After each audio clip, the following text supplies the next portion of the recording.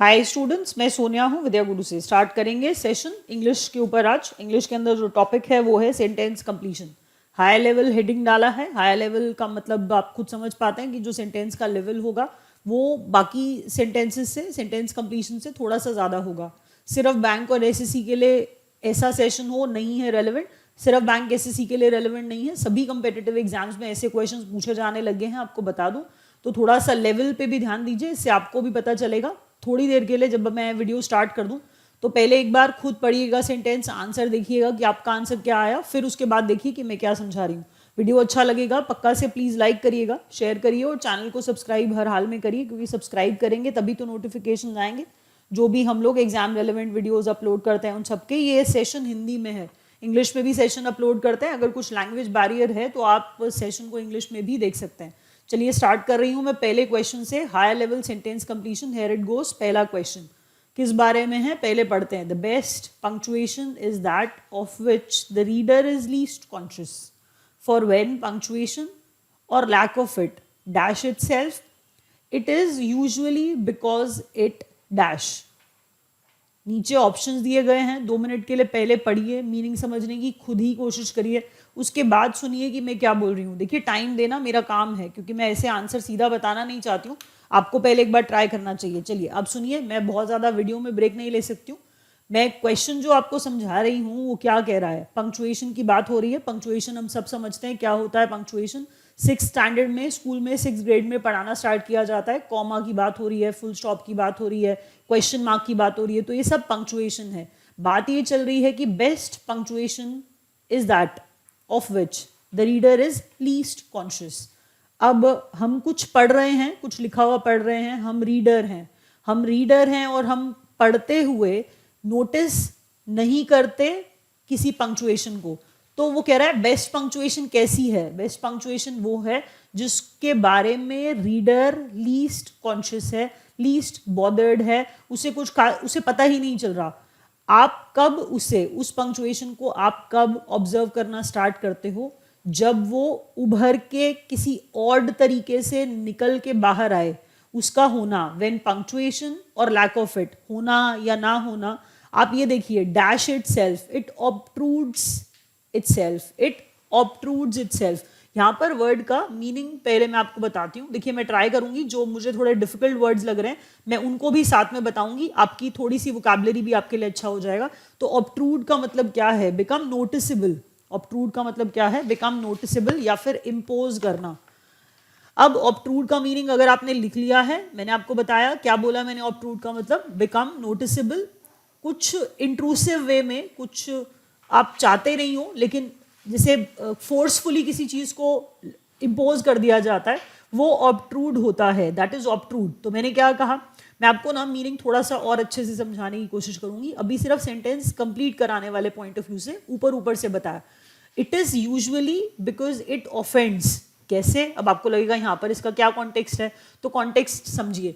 एक सेंटेंस लिखा था जिसके अंदर सपोज ऐसा वर्ड आया था, एलास, एक्सप्रेशन ऐसा था, हम सब जानते हैं। इसके बाद क्या आना चाहिए था, sign of exclamation, exclamatory mark आना चाहिए था। ओह लिखा था, आह लिखा था, तो ऐसे वर्ड्स के बाद हम जानते थे क्या आना चाहिए था, एक्सक्लेमेटरी मार्क आना चाहिए था, साइन ऑफ एक्सक्लेमेशन आना चाहिए था। किसी ने क्वेश्चन बोल दिया, हु इज योर फ्रेंड, उसके बाद में हम सब जानते हैं क्वेश्चन मार्क आना चाहिए था। Who is your friend, question mark आना चाहिए था, लेकिन क्या हो गया, अब गड़बड़ ये हो गई कि जब एलास देखा मैंने कहीं पे लिखा हुआ, मैं रीडर हूं, मैं इसी सेंटेंस को इंटरप्रेट करके आपको थोड़ा सा बता रही हूं, जल्दी से सुनिए। एलास के बाद कहीं पर क्वेश्चन मार्क लिखा था, लगा था क्वेश्चन मार्क, जबकि आना क्या चाहिए था, एक्सक्लेमेटरी मार्क। यही बात इस सेंटेंस का सार है, निचोड़ है। कह रहा है बेस्ट पंक्चुएशन वो है जिसके बारे में रीडर लीस्ट कॉन्शियस है, उसे ज्यादा पता ही नहीं चलता। आप नॉर्मली पढ़ते जा रहे हैं। देखिए अगर एलास के बाद एक्सक्लेमेटरी मार्क ही लगा होता, आप कोई बुक या नॉवल या कोई स्टोरी पढ़ रहे थे, तो आप उस चीज को नोटिस करते ही नहीं है, ऑब्जर्व करते ही नहीं है। ऑब्जर्व आप कब करते हैं, व्हेन इट ऑब्ट्रूड्स इटसेल्फ, जब वो उभर के बाहर आ जाती है किसी फोर्सफुल तरीके से। Then it offends, it is usually because it offends. जब इम्पोज करने वाले तरीके से, अलग तरीके से, अजीब तरीके से उभर के बाहर आएगी तो वो रीडर के लिए ऑफेंसिव हो जाएगी, वो रीडर को ऑफेंड करेगी। तो ये कॉन्टेक्स्ट है, इसीलिए हमारा आंसर क्या है, ए। तो the best punctuation is that of which the reader is least conscious for when punctuation or lack of it, उसका होना ना होना या है ही नहीं, समझ लीजिए कि लास्ट के बाद कुछ लगाया ही नहीं था, कुछ भी नहीं लगाया, या गलत पंक्चुएशन लगा दिया या लगाया ही नहीं था, तो कह रहा था it is usually because it offends. बाकी सारे जो वर्ड्स हैं उनका मीनिंग देख लेते हैं एक बार जरा। चलिए, पहला वर्ड जो मुझे ऐसा लगता है आपको बताना चाहिए मुझे, पहला वर्ड है efface. Efface means erase, efface means erase करना। ये नीचे देखिए डी ऑप्शन में दिया हुआ है, इसका मतलब इरेज करना है। नेक्स्ट अगर आप देखेंगे, नेक्स्ट वर्ड क्या है, रेसीड। रेसीड भी हो सकता है कि कुछ बच्चों को ना पता हो, तो रेसीड का मतलब होता है मूव बैक, रेसीड करना। वो थोड़ा वैसे मीनिंग से पता चल जाता है, प्रीवियस प्रीपोजिशन के ऊपर जाना, दैट इज रेसीड। मेरे हिसाब से थोड़ा सा मीनिंग आपको समझ में आया होगा पंक्चुएशन वाले सेंटेंस का। ये ऑप्ट्रूड और ऑफेंड था, और ऑप्ट्रूड का मतलब मैंने आपको बताया नोटिसेबल होना। चलिए आगे बढ़ते हैं। Next question, it will take some time for many South Koreans to dash the conflicting images of North Korea. क्या कह रहा है जरा देखिए, अब पढ़ लीजिए फटाफट से। Let alone to dash what to make of their northern cousins. थोड़ा टाइम लगेगा, किस चीज को लगेगा, साउथ कोरियंस है, जैसे हम एक बात कर रहे हैं कि कॉन्फ्लिक्टिंग इमेजेस हैं। कॉन्फ्लिक्टिंग इमेजेस किसकी हैं, नॉर्थ कोरिया की कॉन्फ्लिक्टिंग इमेजेस हैं। आप कोरिया पहले समझिए कि कोरिया की बात हो रही है, नॉर्थ कोरियंस की बात हो रही है, और फिर साउथ कोरियंस की बात हो रही है। तो कह रहा है कि टाइम लगेगा, कुछ समय लगेगा साउथ कोरियंस को किस चीज़ के लिए, to dash, to do something, to do dash. अब वो चीज़ों को करना क्या है, और किस बेसिस पे हम इस वर्ड को डिसाइड कर रहे हैं। हम डिसाइड कर रहे हैं कॉन्फ्लिक्टिंग इमेजेस को रिकनसाइल कर रहे हैं, कॉन्फ्लिक्टिंग इमेजेस को सेटल करने की बात हम लोग कर रहे हैं। कॉन्फ्लिक्टिंग इमेजेस हैं, रिकनसाइल करना देखिए, पैचअप करना है, जैसे सेटल करना है। कॉन्फ्लिक्टिंग इमेजेस हैं, दो तरह की अलग अलग इमेजेस नॉर्थ कोरिया के बारे में है। ये क्वेश्चन पढ़िएगा, the conflicting images of North Korea. South Koreans हैं, उन्हें कुछ टाइम लगेगा। कॉन्फ्लिक्टिंग इमेजेस उनके दिमाग में नॉर्थ कोरिया की जो हैं, उनको क्या करना है, कॉन्फ्लिक्टिंग इमेजेस को रिकनसाइल करना है, सेटल करना है, या हमने कहा सेटल करना है इमेजेस को। पहले ज़रा ये देखिए कि कॉन्फ्लिक्टिंग इमेजेस हम कैसे कह रहे हैं। जैसे हम कह रहे हैं कि हम चैनल्स पे देख रहे हैं, न्यूज़ चैनल पे हम लोग देख रहे हैं, हम कह रहे हैं इंडिया में सब कुछ बहुत अच्छा चल रहा है, कोई प्रॉब्लम नहीं है, एवरीथिंग इज हंकी डोरी, बहुत बहुत अच्छा लग रहा है। लेकिन जब हमने देखा हंगर इंडेक्स, तो हंगर इंडेक्स में तो इंडिया बहुत ऊपर चला गया, और फिर हमें पता चला कि एक्चुअल में इंडिया का कंडीशन उतना अच्छा नहीं है जितना दिखाया जा रहा है। तो वही चीज़ है, इसे कहते हैं कॉन्फ्लिक्टिंग इमेज। तो कॉन्फ्लिक्टिंग इमेजेस है नॉर्थ कोरियंस की, और इन इमेजेस के बारे में, इन इमेजेस को सेटल करने के लिए साउथ कोरियंस को क्या लगेगा, टाइम लगेगा। इसीलिए वर्ड क्या था, रिकनसाइल। अब देखिए ध्यान से, तो रिकनसाइल वर्ड दो जगह लिखा हुआ है, तो आंसर दोनों में से कोई भी हो सकता है, ए भी हो सकता है और डी भी हो सकता है।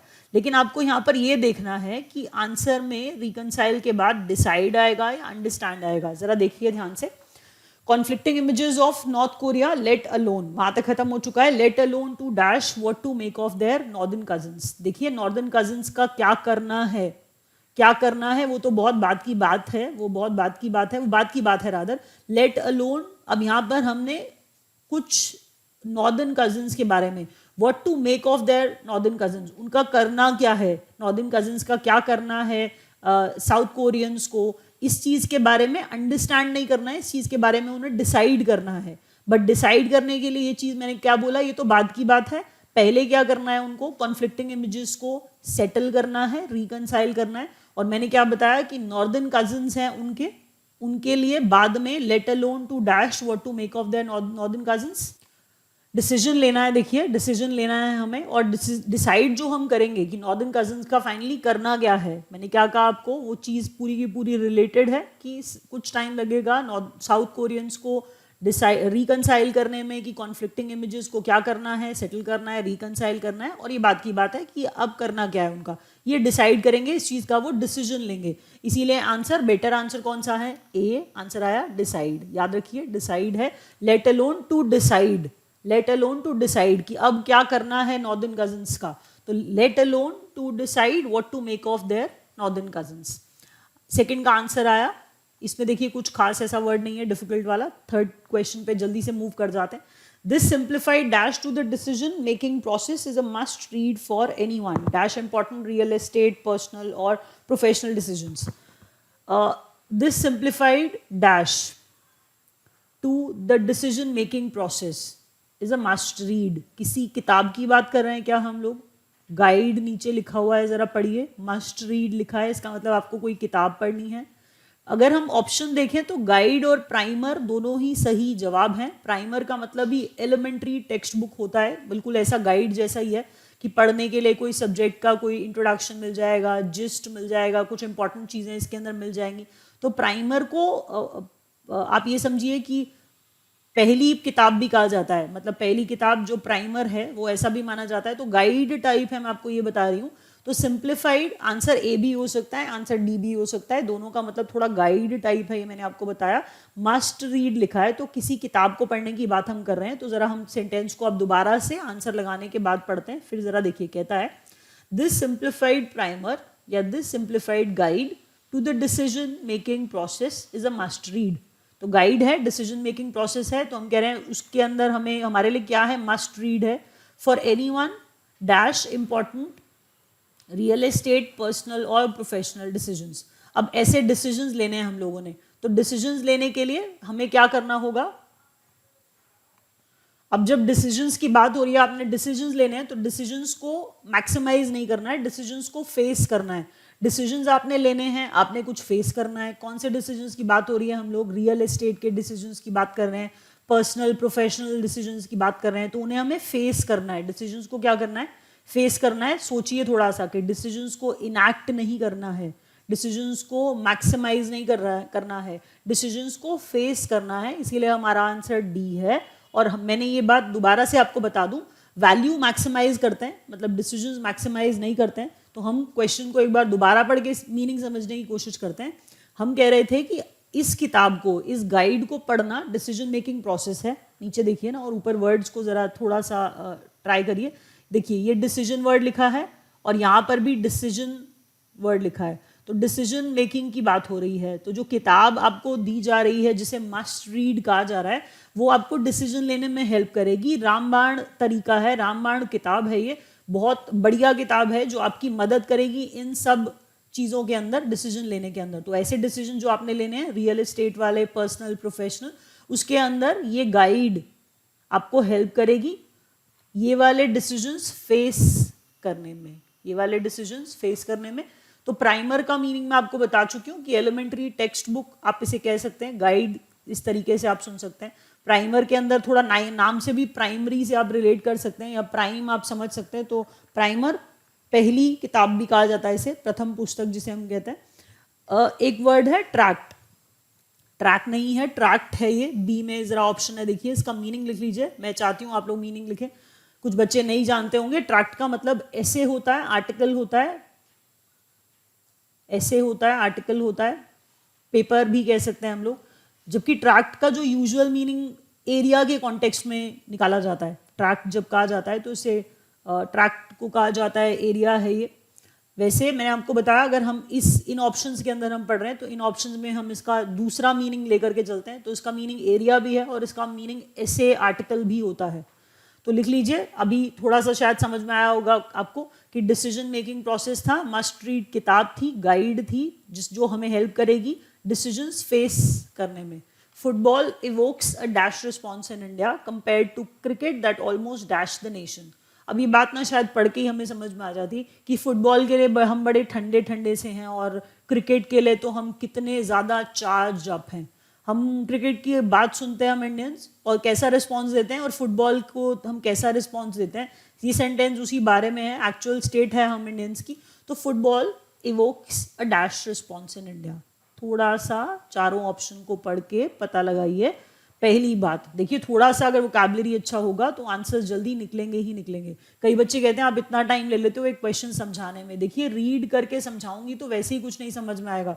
आसपास का पढ़ाने में, समझाने में हर टीचर को टाइम लगता है। टाइम मैं इसीलिए लेती हूँ, रीड नहीं कर रही हूँ, ट्राई कर रही हूँ कि आपको समझ आ जाए।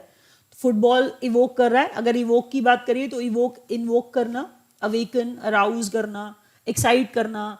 तो फुटबॉल हमारे अंदर कैसी क्या इवोक कर पाता है? ठंडा सा रिस्पॉन्स। कैसा? देखिए बहुत ऐसा वाला रिस्पॉन्स नहीं है कि जिसपे हम बहुत ज़्यादा एक्साइटेड हो जाते हैं। हम कह रहे हैं football evokes a lukewarm response and tepid response। अब टेपिड का मतलब क्या है? टेपिड का मतलब होता है, टेपिड का मतलब भी लूकवॉर्म है। टेपिड का मतलब भी क्या है? लूकवॉर्म है, मतलब जो बिल्कुल हल्का हल्का सा गर्म होता है, बिल्कुल हल्का हल्का सा गर्म होता है, हम उसे टेपिड कहते हैं। तो टेपिड और लूकवॉर्म दोनों का मीनिंग सेम है। लूकवॉर्म का मतलब आपको पता है स्लाइटली वार्म, बहुत ज़्यादा गर्म नहीं है। तो टेपिड रिस्पॉन्स, ल्यूकवार्म रिस्पॉन्स, जो बिल्कुल हल्का हल्का सा गर्म है। तो फुटबॉल के लिए, फुटबॉल का नाम सुना हमने, तो फुटबॉल कैसा रिस्पॉन्स हमारे अंदर ला पाता है, अराउज कर पाता है? टेपिड सा, लूकवार्म सा, मतलब बहुत गर्म नहीं, ऐसा कोई उबलता हुआ रिस्पॉन्स नहीं आ जाएगा, ऐसा सही आएगा, स्लाइटली हॉट सा। तो कह रहा है आगे जरा बढ़िए। अब if you compare it with cricket, that almost dash the nation. What does it do? That almost boils the nation. पहले तो देखिए वहां पे फर्स्ट फॉर्म आनी चाहिए, थोड़ा सा प्रोनाउंस करिए और सेंटेंस को बनाइए। बॉइलिंग द नेशन नहीं हो सकता, उसका कोई कॉन्टेक्स्ट नहीं है, इसीलिए ये ऑप्शन वैसे ही गलत हो गया। जी, that electrifies, that almost electrifies the nation, first form आनी चाहिए थी। क्या कर देता है? क्या कर देता है? क्रिकेट क्या कर देता है? इलेक्ट्रीफाई कर देता है, चार्ज कर देता है, चार्ज अप हो जाता है नेशन, पूरा का पूरा एनर्जी से भर जाता है जब भी क्रिकेट की बात आती है। अब अगर आप कहें कि टर्बिड का मतलब नहीं बताया तो जल्दी से लिख लीजिए, टर्बिड का मतलब क्या है? टर्बिड का मतलब थोड़ा मडी है, मर्की है। मडी तो आप समझते हैं शायद, मडी आसान वर्ड है। थोड़ा ओपेक सा होता है, क्लाउडी सा होता है, उसे हम टर्बिड कहते हैं। ओपेक आप शायद थोड़ा समझते होंगे कि ट्रांसपेरेंट का ऑपोजिट होता है ओपेक, जिसके अंदर चीज़ें क्लियर नहीं दिखती, धुंधली सी चीज़ें हैं, तभी मैंने वर्ड इस्तेमाल किया। क्लाउडी आप इसे कह सकते हैं, मडी कह सकते हैं, थिक कह सकते हैं। That is turbid, that is turbid, TURBID, ये वाला वर्ड जो सी में दिया है, ये मैं इसका मीनिंग आपको बता रही हूँ। टर्बिड, टर्बिड का मतलब होता है मर्की, मडी या फिर थिक। तो देख लीजिए इसका कोई लेना देना था नहीं, ऑप्शन जो थे ए और बी में से कोई सही लग रहा था। आपको मैंने बता दिया, कंपैरिजन काफ़ी अच्छा था कि फुटबॉल के लिए हम कैसा फील करते हैं और क्रिकेट के लिए हम कैसा फील करते हैं। एपोक्रिफल का मतलब बहुत ज़्यादा बच्चों को नहीं पता होता है, कुछ ही थोड़े स्टूडेंट्स होते हैं जो जानते हैं। तो एपोक्रिफल का मतलब होता है फेक, अनट्रू है, फैब्रिकेटेड है, फॉल्स है। स्प्यूरियस वर्ड अच्छा है इसके लिए अगर आप लिखना चाहें तो। एपोक्रिफल का मतलब क्या है? फेक है। स्प्यूरियस इसके लिए अच्छा वर्ड है अगर आप लिखना चाहें तो फेक है, फॉल्स है। तो फुटबॉल इवोक करता है, एक्साइट करता है, रेज करता है, अराउज करता है, क्या? टेपिड या फिर लूकवार्म रिस्पॉन्स। लेकिन क्रिकेट को जब कंपेयर करते हैं तो सारे के सारे नेशन को चार्ज अप, इलेक्ट्रीफाई कर देता है क्रिकेट। तो आंसर आया हमारा बी, आंसर आया बी, जिसमें मैंने आपको टेपिड का मतलब ल्यूकवार्म बताया था, टर्बिड का मतलब मैंने आपको बताया क्लाउडी है, मडी है, और एपोक्रिफल का मतलब फेक है, फैब्रिकेटेड है या फिर स्प्यूरियस है। पांचवा question, simple arithmetic tells us that there is more dash than dash. हर बार बोल रही हूँ, पहले खुद पढ़िए, आंसर निकालिए। कुछ बहुत ज़्यादा मुश्किल नहीं है, स्टार्टिंग के एक दो थोड़े मुश्किल थे, ये शायद आपको समझ में भी आएंगे। अब देखिए ज़रा ऑप्शन पढ़ने के बाद आंसर देखिए। सिंपल अर्थमेटिक क्या बताता है? सिंपल अर्थमेटिक क्या बताता है? देखिए बाकी सारे ऑप्शन जो है ना कि बहुत इम्प्रॉबेबिलिटी है, दैन प्रोबेबिलिटी, ये सारे के सारे इनका कॉन्टेक्स्ट ही मतलब ऐसा नहीं है जो रिलेट किया जा सके। जो सिंपल अर्थमेटिक है वो क्या बताता है कि कॉपी लोग ज़्यादा करते हैं, इनोवेशन कम करते हैं। कॉपी लोग ज़्यादा करते हैं, इनोवेशन कम करते हैं। थोड़ा दिमाग लगाएं और ज़रा सोचें कि एप्पल ने गोल्डन कलर का फ़ोन निकाला, बिल्कुल बहुत पतला स्लीक सा फ़ोन निकाला और बहुत ही अच्छा सुंदर देखने में। तो एप्पल ने क्या किया? एप्पल ने इनोवेशन किया। एप्पल ने क्या किया? इनोवेशन किया। लेकिन बाकी सारी कंपनीज हैं, उन्होंने क्या किया? एप्पल को इमिटेट करके गोल्डन कलर का फ़ोन हर कंपनी ने स्लीक सा निकाल दिया। तो इनोवेशन करने वाली एक एप्पल दिख गई। वो आप कुछ, मैं एक एग्जाम्पल ही दे रही हूँ, आप उसके लिए बहुत सीरियस मत होइए। मैं सिर्फ आपको बता रही हूँ कि इनोवेट करा एप्पल ने, एक एग्जाम्पल मैंने दिया। उन्होंने एक सुंदर सा स्लीक सा फ़ोन निकाला, डिज़ाइन एकदम इनोवेट किया। तो यही बात वो कह रहा है सेंटेंस के अंदर कि सिंपल अर्थमेटिक क्या बता रहा है कि देयर इज मोर इमिटेशन। लोग इमिटेट ज़्यादा करते हैं, कॉपी ज़्यादा करते हैं इनोवेशन से। more imitation than innovation. तो इसीलिए आंसर को याद रखिए. Sixth question, I should not have dash to talk in such a dash strain, especially when I had not studied the man to whom I was talking to. Option पढ़िए, meaning समझिए. Meaning क्या कह रहा है sentence में? Sentence का meaning है I should not have dash to talk in. अब यहाँ पर थोड़ा सा ये समझ में आएगा कि बात की शुरुआत की जा रही है. डेयरिंग टू टॉक नहीं, ट्राई टू टॉक नहीं, हम कह रहे हैं बात करने की शुरुआत की जा रही है. तो वेंचर्ड वर्ड क्या है? वेंचर्ड है. वेंचर्ड का मतलब क्या था? कुछ स्टार्ट करना है, कुछ नया, नई चीज की शुरुआत करनी है. That's ventured. So I should not have ventured to talk in such a way. अब which sort of way was that? पेरेम्पटरी वे. पेरेम्पटरी वे का मतलब, पेरेम्पटरी का मतलब पहले देखिए जरा, मैं आपको बताऊं. पेरेम्पटरी का मतलब होता है कमांडिंग है, अथॉरिटेटिव है. ये थोड़े ऐसे वर्ड्स हैं, थोड़े अच्छा इजी वर्ड में अगर मैं बात करूं तो पेरेम्पटरी का मतलब बॉसी होता है. आप ऑटोक्रेटिक वे में किसी से, डिक्टेटोरियल वे में बात कर रहे हो आप किसी से, और आपने स्टार्ट कर दी बात. कह रहा है कि मुझे ऐसे बात करना शुरू नहीं करना चाहिए था. I should not have dash to talk. अब आप कहेंगे कि आप आंसर वेंचर्ड क्यों लगा रही हो? आप थोड़ा सा ये सोचिए, ग्रामेटिकली सोचिए. जब आपने हैव लगाया है तो हैव के बाद आप क्या थर्ड फॉर्म नहीं लगानी चाहिए आपको? आई should not have dead, I should not have tried, I should not have ventured. तभी मैंने आपको कहा कि अगर आप थोड़ा ग्रामेटिकली भी सोचेंगे तो आपको समझ में आएगा कि यहाँ पर थर्ड फॉर्म की जरूरत थी. आई should not have ventured, I should not have started. मुझे ऐसा स्टार्ट नहीं करना चाहिए था, किसी से ऐसा बात करना.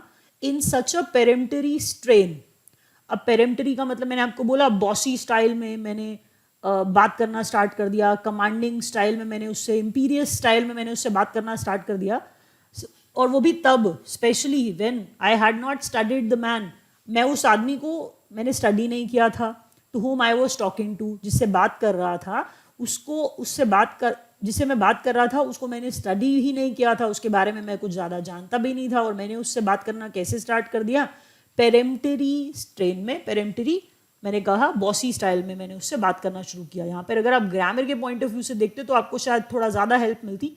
तो एम्बोल्डेंड वाली कोई बात नहीं हो रही है यहाँ पे, एम्बोल्डेंड वाली कोई बात नहीं हो रही है. बाकी मैंने आपको बोला यहाँ से थोड़ा सा देखेंगे तो थर्ड फॉर्म की जरूरत थी. आई should not have dead, I should not have ventured. तो यहाँ पे स्टार्ट करने वाली बात हो रही थी. मीनिंग देखेंगे तो आपको समझ में आएगा कि मुझे ऐसे बात करना, उससे स्टार्ट करना नहीं चाहिए था. वो भी तब जब मैंने उससे स्टडी किया ही नहीं, मैं उसको जानता ही नहीं ठीक से. बात करने से पहले पेरेम्पटरी तरीके से मैंने उससे बात करना स्टार्ट कर दिया. तो I should not have ventured to talk in such a peremptory strain. Peremptory strain, तो पेरेम्पटरी का मतलब जरूर लिखिएगा. मैंने बता दिया आपको. इंपीरियस इसके लिए सिमिलर वर्ड होता है, इंपीरियस. मैं लिख देती हूँ इंपीरियस. और इंपीरियस का मतलब मैंने आपको क्या बताया? ओवरबियरिंग है, कमांडिंग है, अथॉरिटेटिव है, बॉसी है. That is imperious. Next question. The Athenians on the whole were peaceful and prosperous. The Athenians on the whole were peaceful and prosperous. The Athenians on the whole were peaceful and prosperous. They had dash to sit at home and think about the universe and dispute with Socrates, or to travel abroad and dash the world. ये answer आप निकाल लेंगे मुझे लगता है, और पक्का निकाल लेंगे आंसर, क्योंकि बहुत डिफिकल्ट नहीं है. बात बताई जा रही है कि एथेनियंस कैसे on the whole peaceful, prosperous, progressive. Peaceful शांत, प्रोग्रेसिव, ऑन द होल ऐसे थे. कह रहे हैं they had dash to sit at home. अब सिट एट होम, घर पे बैठने का तो लेजर ही होता है. देखिए घर पे बैठना क्या है, ये तो मतलब एक लेजर ही है. अगर हम दिमाग लगा के सोचें तो कैसी चीज़ है घर पे बैठना? Is a leisure. अब आप को ये बात समझ में आती है कि मैंने ऐसा क्यों कहा है कि घर पे बैठे हैं, sit at home. They had the pleasure, leisure to sit at home and think about the universe and dispute with Socrates, और टू ट्रैवल अब्रॉड। अब ट्रैवल अब्रॉड देखिए ये भी उसी चीज़ के साथ जा रहा है, लेजर के साथ जा रहा है कि घर पे बैठेंगे, ट्रैवल अब्रॉड भी करेंगे, अब्रॉड ट्रैवल करेंगे और वर्ल्ड को क्या करेंगे, वर्ल्ड को इग्नोर नहीं करेंगे, ट्रैवल कर रहे हैं अब्रॉड में तो वर्ल्ड को एक्सप्लोर करने के लिए ट्रैवल कर रहे हैं। पहले ध्यान से सुनिए एक बात और, एंड आया है, एंड के अंदर दिमाग लगाएं हम तो एक जैसे वर्ड्स दोनों तरफ आने चाहिए। ट्रैवल अब्रॉड लिखा है वहां पे, पढ़ पा रहे हैं आप, ट्रैवल अब्रॉड लिखा है यहाँ पे, तो ट्रैवल अब्रॉड में इग्नोर द वर्ल्ड नहीं आएगा क्योंकि मीनिंग सेम नहीं है। देखिए एक ही तरह की बातें आनी चाहिए थी, तो travel abroad, explore and explore the world. Travel कर रहे हैं, पॉजिटिव कॉन्टेक्स्ट है देख लीजिए, इसीलिए वर्ल्ड को क्या कर रहे हैं, फर्दर एक्सप्लोर कर रहे हैं। हम फर्दर एक्सप्लोर कर रहे हैं मतलब हम कुछ फाइंड आउट कर रहे हैं नया, दैट्स एक्सप्लोर। एक्सप्लोर करना, to find out something new. Athenians on the whole were peaceful, शांत थे, प्रोग्रेसिव थे, प्लेजर था, एक लेजर था। कैसा leisure, they had leisure to sit at home, तो वैसा वाला लेजर, घर बैठने वाला कि यूनिवर्स के बारे में सोचेंगे और ट्रैवल करेंगे अब्रॉड में और साथ ही साथ वर्ल्ड को एक्सप्लोर करेंगे। ध्यान से समझिएगा, ऑप्शन और कोई अच्छा लगेगा नहीं आपको। तो ट्रैवल अब्रॉड के साथ एंड लगा है, तो एंड के बाद जो भी आएगा वो पॉजिटिव कॉन्टेक्स्ट वाला वर्ड आएगा and that is explore the world. Next question, 8वां, the argument that the need for a looser fiscal policy to dash demand outweighs the need to dash budget deficits is persuasive. Argument that the need for a looser fiscal policy, पहले fiscal policy देखिए, fiscal policy की जब हम बात कर रहे हैं तो हम गवर्नमेंट के इनकम और एक्सपेंडिचर की बात कर रहे हैं। फिस्कल पॉलिसी गवर्नमेंट के इनकम और एक्सपेंडिचर की बात कर रहे हैं, एक्सपेंसेस की बात कर रहे हैं गवर्नमेंट के। चलिए, कह रहे हैं कि जो आर्ग्यूमेंट है, किस आर्ग्यूमेंट की मतलब हम बात कर रहे हैं, जो आउटवे कर रहा है वो कौन सा आर्ग्यूमेंट है, that the need for a looser fiscal policy to dash demand outweighs the need to dash budget deficits is persuasive. अब देखिए, बजट के डेफिसिट, बजट के घाटे की बात हो रही है, तो नीड है, जरा नीड देखिए कौन सा वाला आर्ग्यूमेंट जो है हमारे, हम कह रहे हैं आउटवे कर रहा है, तो हम कह रहे हैं, जरा ध्यान से देखिएगा, fiscal policy loser fiscal policy. जब फिस्कल पॉलिसी लूजर हम कह रहे हैं, उसकी नीड है ज़्यादा, वो आउटवे करती है वो लूजर फिस्कल पॉलिसी। तो dash demand which stimulates the demand, which actually stimulates the demand. ये लूजर फिस्कल पॉलिसी के साथ ये बात बिल्कुल सही जाएगी। जब हम एक बार आंसर करेंगे तो आप समझ पाएंगे। एक बार मैं मार्क कर दूं, स्टिमुलेट का मतलब क्या था, हम किसी चीज़ को बढ़ा रहे हैं, मोटिवेट कर रहे हैं, स्टिमुलेट कर रहे हैं। तो डिमांड को क्या करना है, बढ़ाना है, डिमांड को बढ़ाएंगे, डिमांड को बढ़ाना, स्टिमुलेट करना, और बजट के डेफिसिट को, बजट के घाटे को कंट्रोल करना। अब व्हाट इज द कॉन्टेक्स्ट, अब जरा पूरा समझिए। हम कह रहे हैं कि जो आर्ग्यूमेंट जिसमें ये बताया जाता है कि लूजर फिस्कल पॉलिसी आउटवे करती है, ये ज़्यादा इम्पॉर्टेंट बात है। किससे बड़ी बात है ये, जहाँ पर हमें लूजर फिस्कल पॉलिसी की ज़रूरत है, जहाँ पर हम डिमांड बढ़ाएं, जहाँ पर डिमांड मार्केट में बढ़ेगी, वैसी वाली लूजर फिस्कल पॉलिसी वाला जो नीड है, इस बात का, इस आर्ग्यूमेंट की बात हम कर रहे हैं, इसकी नीड ज़्यादा है बजाय किसके, कि बजट डेफिसिट, बजट के घाटे को कंट्रोल करना है। That is not that important. हमारे लिए इम्पॉर्टेंट बात क्या है कि अभी हमें लूजर फिस्कल पॉलिसी चाहिए। अगर नहीं समझ में आ रहा आपको तो मैं आपको थोड़ा सा ईजियर वे में बताती हूँ। जैसे देखिए, लूजर फिस्कल पॉलिसी को दिमाग में रखते हुए एक एंटरटेनमेंट टैक्स अगर गवर्नमेंट कम कर दे, एंटरटेनमेंट टैक्स अगर कम कर दे गवर्नमेंट, तो लोग ज़्यादा मूवीज़ देखेंगे, इससे डिमांड स्टिमुलेट होगी। इससे डिमांड क्या होगी, स्टिमुलेट होगी। हम कह रहे हैं चीज़ के ऊपर, चॉकलेट्स के ऊपर अगर टैक्स कम कर दिया जाए तो लोग ज़्यादा चॉकलेट खाएंगे, ज़्यादा चीज़ बाय करेंगे, तो इससे डिमांड क्या होगी, देखिए इससे डिमांड स्टिमुलेट होगी। तो हम कह रहे हैं हमें डिमांड बढ़ानी है, ये हमारे लिए इम्पॉर्टेंट बात है, बड़ी बात है, बजाय इसके कि हम घाटे के बारे में, बजट के घाटे के बारे में सोचते रहें, बजट के डेफिसिट के बारे में सोचते रहें। हम कह रहे हैं वो चीज़ को हम 2 मिनट के लिए थोड़ा सा साइड में रख रहे हैं. Which argument is persuasive that looser fiscal policy to stimulate demand, that is persuasive. हम कह रहे हैं आउटवे करेगा the need to control budget deficits is persuasive. और अगर मेरे को बजट के डेफिसिट को पूरा करना है, कंट्रोल करना है, तो जरा समझिए बात ये क्या कह रहा है, किस आर्ग्यूमेंट की किस तरह की बात हो रही है. मैंने आपको क्या कहा था कि अगर एंटरटेनमेंट टैक्स कम कर दिया जाएगा तो डिमांड स्टिम्युलेट होगी. वो कह रहा है डिमांड स्टिम्युलेट करना ज़्यादा ज़रूरी है, लूजर फिस्कल पॉलिसी की ज़रूरत है. लूजर फिस्कल पॉलिसी का मतलब क्या है, हमने कहा कि स्टिम्युलेट करे जो मार्केट में डिमांड को.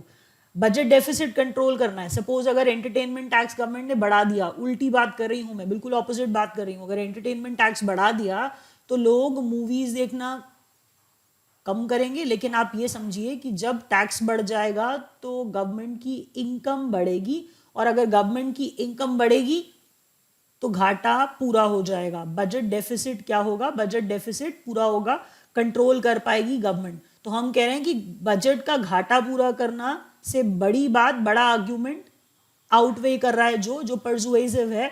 वो कौन सा आर्ग्यूमेंट है कि डिमांड बढ़ाई जाए मार्केट के अंदर, लूजर फिस्कल पॉलिसी की जरूरत है, डिमांड बढ़ाई जाए. तो डिमांड बढ़ाई जाए, क्या बताया मैंने आपको, डिमांड को स्टिमुलेट किया जाए.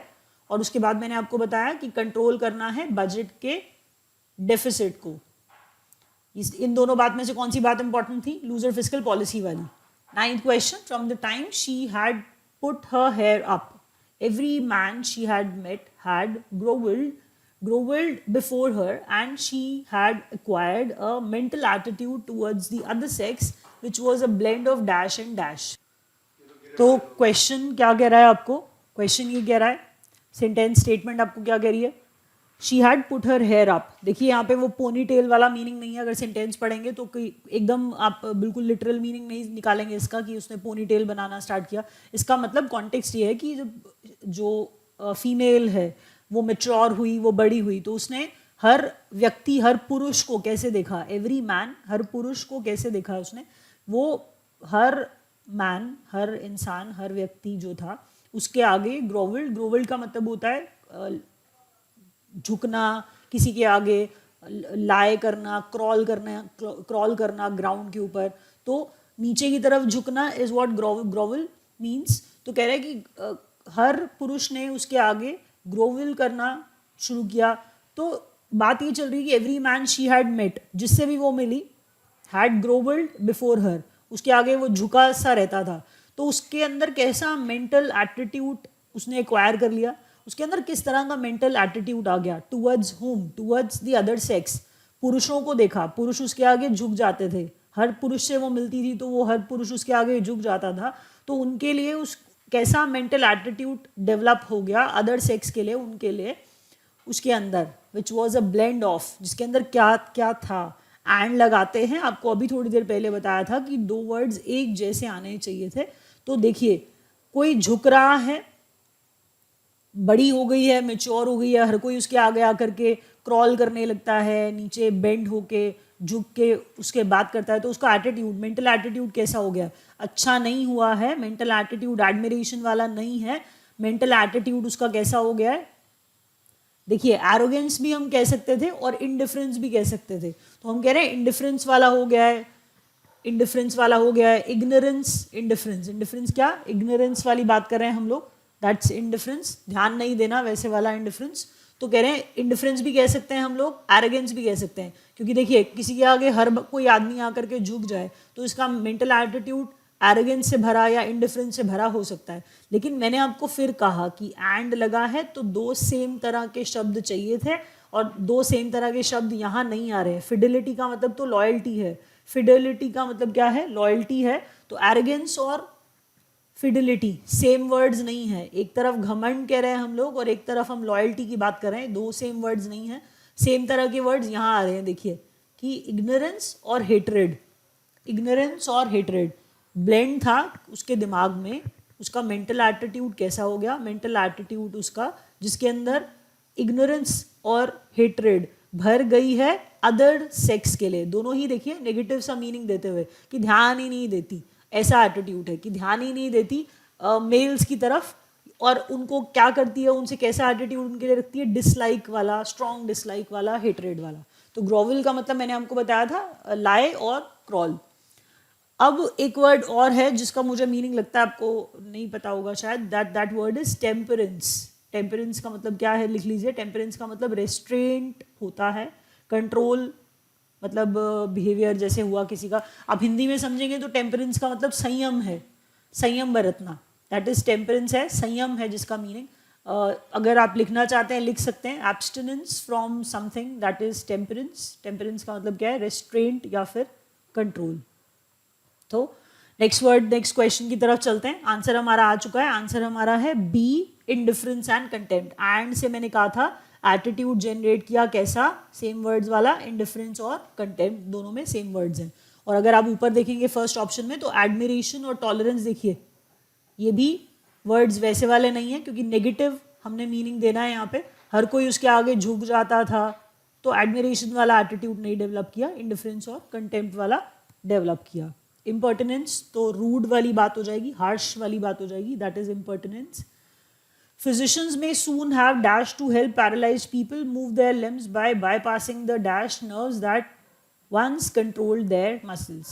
अब physicians के पास जल्दी ही पैरालाइज्ड लोगों को हेल्प करने के लिए तरीके physicians may soon have ways, तरीके to help paralysed people move their limbs, अपने लिम्स को मूव कर पाएंगे। पैरालाइज्ड पीपल, पैरालाइज्ड लोग अपने लिम्स को मूव कर पाएंगे। फिजिशियंस के पास जल्दी ही उनको हेल्प करने वाले तरीके आ जाएंगे, by passing the dash nerves, by passing the damage nerves. देखिए थोड़ा सा दिमाग लगा के सोचेंगे तो पैरालाइज्ड लोग हैं, नर्व्स कैसी हैं, डैमेज हैं, लिम्स को मूव नहीं कर पाते हैं।